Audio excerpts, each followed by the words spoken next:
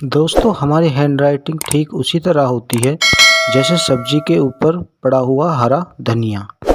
अगर कंटेंट अच्छा भी हो और हैंडराइटिंग ख़राब हो तो कॉपी चेक करने वाले का सारा मूड ख़राब हो जाता है। कभी आपके साथ भी ऐसा हुआ कि एग्ज़ाम में बहुत अच्छा लिखने के बावजूद भी आपके नंबर कम आए हों?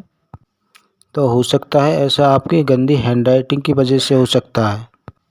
एक रिसर्च के द्वारा पता चला है कि जिनकी हैंडराइटिंग सही होती है वो काफ़ी स्मार्ट और कूल दिमाग के होते हैं। इतना ही नहीं, वो काफ़ी इंटेलिजेंट भी होती हैं। तो दोस्तों, अगर आपकी हैंडराइटिंग सही नहीं है तो आपको परेशान होने की ज़रूरत नहीं है। आज का ये वीडियो सिर्फ आपके लिए ही है। आज की इस वीडियो में हम जानने वाले हैं कि हैंडराइटिंग कैसे सही करें और कम समय में हम इसे कैसे सही करें। तो दोस्तों, आज की इस वीडियो में हम वैल्यू ऐड करेंगे आपकी लाइफ में। So let's begin. दोस्तों, हैंडराइटिंग सही करने के बहुत सारे तरीके हो सकते हैं, लेकिन आज के इस वीडियो में हम कुछ ऐसे वैल्यूएबल जेन्युइन तरीक़ों पर बात करेंगे जो बहुत ही प्रैक्टिकल है और जिन्हें आप फॉलो करके आप अपनी हैंडराइटिंग को अच्छी बना सकते हो। हैंडराइटिंग से रिलेटेड हमने बहुत सारे एग्जामिनर और टीचरों से बात की। जब भी वो बच्चों की कॉपी चेक करते हैं तो पहले पेज का इम्प्रेशन सबसे ख़ास होता है। उन्होंने तो ये भी कह दिया कि जब वो बच्चों की कॉपियाँ चेक करती हैं और जब उनके फर्स्ट पेज को देखते हैं, उनकी गंदी हैंडराइटिंग उन्हें दिखती है, तो वो उस हैंडराइटिंग के अकॉर्डिंग ही उनके मार्क सजेस्ट कर देते हैं। वहीं अगर हैंडराइटिंग बहुत अच्छी होती है तो टीचर को पॉजिटिव इम्प्रेशन पड़ता है। इसका सीधा बेनिफिट बच्चों को मिलता है क्योंकि टीचर पॉजिटिव तरीके से कॉपी चेक करता है और छोटी छोटी गलतियों को इग्नोर कर देता है, इसलिए उन बच्चों के मार्क काफ़ी अच्छे आ जाते हैं। तो दोस्तों, हैंडराइटिंग अगर आपकी अच्छी है तो आप बहुत लकी हैं। अगर आपकी हैंडराइटिंग अच्छी नहीं है तो टेंशन लेने का नहीं। आज की इस वीडियो में आपको हैंडराइटिंग इम्प्रूव करने के बारे में ही हम बताएंगे। तो आइए अब हम ये जानें कि हैंडराइटिंग कैसे सुधारें। Tip number 8। सबसे पहले लिखते समय अपने बैठने को तरीके को सुधारना है। अगर हम लिखते समय सही पोजीशन में नहीं बैठते हैं तो इसका इफ़ेक्ट हमारी हैंडराइटिंग पर पड़ता है। अगर हमारी बैठने की पोजीशन सही है तो हम अच्छी हैंडराइटिंग लिख सकते हैं। इसलिए जब भी आप लिखें तो पूरा कंफर्टेबल होकर ही लिखें। हम अक्सर कुछ लोगों को देखते हैं कि वो कॉपी को टेढ़ा कर कर लिखते हैं, जिसके कारण उनकी लिखावट भी टेढ़ी ही होती है।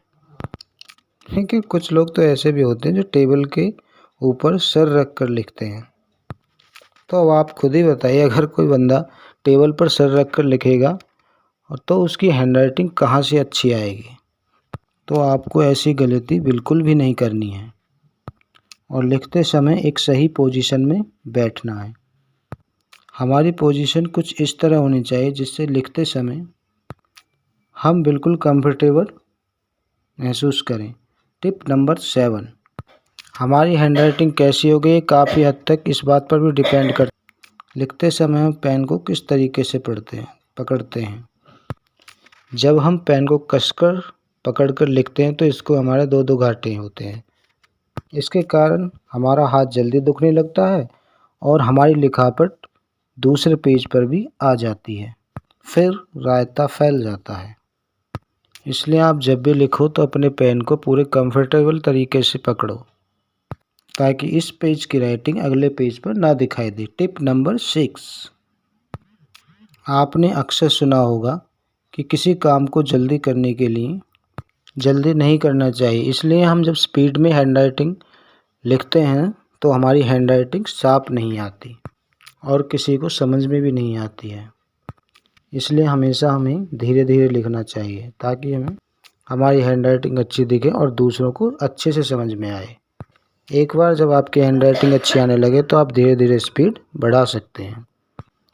Tip number 5। इस टिप के बारे में शायद ही आपने पहले कभी सुना हो। दरअसल जब हम लिखते हैं तो केवल हम अपने पंजों का ही यूज करते हैं, जिसके कारण हमारे हाथों में जल्दी दर्द होने लगता है और हमारी हैंडराइटिंग अच्छी नहीं बन पाती है।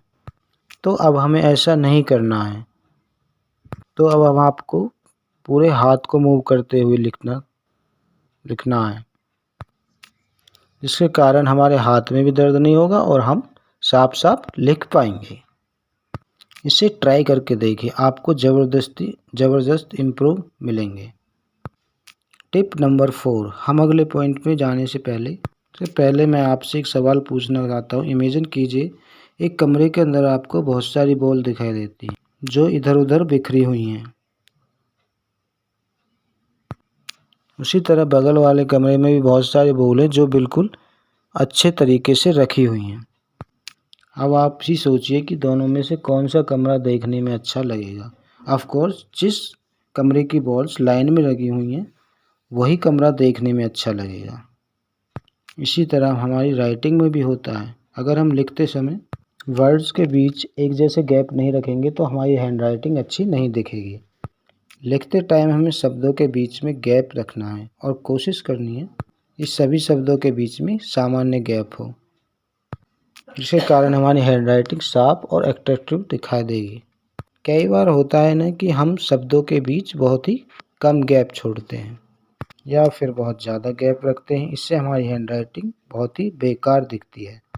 वही हम सभी शब्दों के बीच एक निश्चित गैप रखेंगे तो हमारी हैंडराइटिंग बहुत ही अट्रैक्टिव और समझने वाली दिखेगी।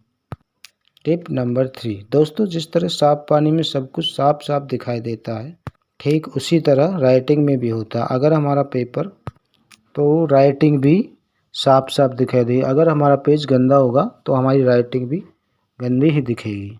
अब आप इन दोनों हैंडराइटिंग को कुछ देख लीजिए।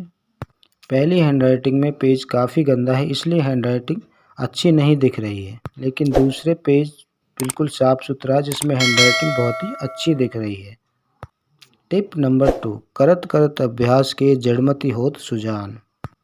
ये कहावत तो आपने ज़रूर सुनी होगी। हमारी ये एडवाइस भी इसी कॉन्सेप्ट पर बेस है, क्योंकि प्रैक्टिस करके ही हम किसी चीज़ को परफेक्ट कर सकते हैं। आपने खुद ही देखा है जब काफ़ी दिनों तक आप कुछ नहीं लिखते तो आपकी हैंडराइटिंग उतनी अच्छी नहीं दिखाई देती और आपको लिखने में दिक्कत होती है। इसलिए आप रोज़ रोज़ कुछ ना कुछ लिखते रहें। मेरे साथ भी ऐसा ही होता था, इसलिए पेपर शुरू होने से पहले कुछ दिन पहले ही मैं लिखना शुरू कर देता था और पेपर आते आते मेरा हाथ बिल्कुल एडजस्ट हो जाता था और मैं पेपर में बहुत अच्छा लिख पाता था।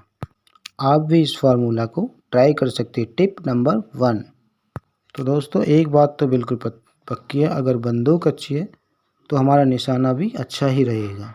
उसी प्रकार अगर हमारा पेन अच्छा है तो हमारी हैंडराइटिंग भी अच्छी रहेगी। और इसलिए लिखते समय खासकर पेपर हमेशा ही अच्छी क्वालिटी के पेन को यूज कीजिए। और कई बार ऐसा भी होता है कि अलग अलग लोगों की अलग अलग चॉइस होती है। जैसे कुछ लोगों को मोटे पेन से लिखना पसंद होता है, वहीं कुछ लोगों को पतले पेन से लिखना पसंद होता है। तो इसलिए आप जिस पेन को लिखने में कंफर्टेबल हो हमेशा उसी पेन का यूज कीजिए। फिर देखिए क्या गजब की राइटिंग आती है। अब तक हमने जो भी वीडियो में सीखा है, अगर उसे हमें अप्लाई करना हो तो एक अच्छा पेन यूज करना ही होगा। सबसे पहले अपना मनपसंद पेन चूज कर लो, फिर लिखने के लिए एक साफ़ सुथरा पेज खरीद लो, देन लिखना स्टार्ट करो। और लिखने से पहले सही पोजीशन का भी ध्यान रखिए।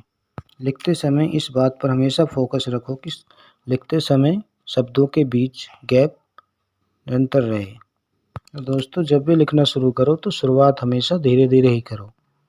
जब आपकी प्रैक्टिस बन जाएगी तो फिर आप दनादन लिखने लगोगे और आपकी हैंडराइटिंग काफ़ी इम्प्रूव हो जाएगी। तो दोस्तों जाते जाते आपको एक बात बताना तो भूल गया, कई बार ऐसा होता है कि बहुत सारे स्टूडेंट अच्छा तो लिखते हैं, उनकी हैंडराइटिंग भी काफ़ी अच्छी होती है, लेकिन पेन से निकलने वाली हल्की हल्की स्याही पेज पर आने लगती है, जिसके कारण अगले पेज पर स्याही दिखने लगती है और पूरे पेज पर डॉट डॉट बन जाते हैं, जिस कारण हैंडराइटिंग काफ़ी बिगड़ जाती है। इसलिए पेपर में लिखते समय हमेशा एक छोटा सा कपड़ा या रुमाल अपने पास रखिए और जो एक्स्ट्रा स्याही निकलने लगे उसे पहुंच लीजिए। तो दोस्तों, इस वीडियो के माध्यम से हमने आपकी लाइफ में एक अच्छी हैंडराइटिंग का इम्प्रूवमेंट की वीडियो शेयर की है और बदले में हमें आपसे ज़्यादा कुछ नहीं, बस एक लाइक चाहिए। इतना तो बनता ही है दोस्तों।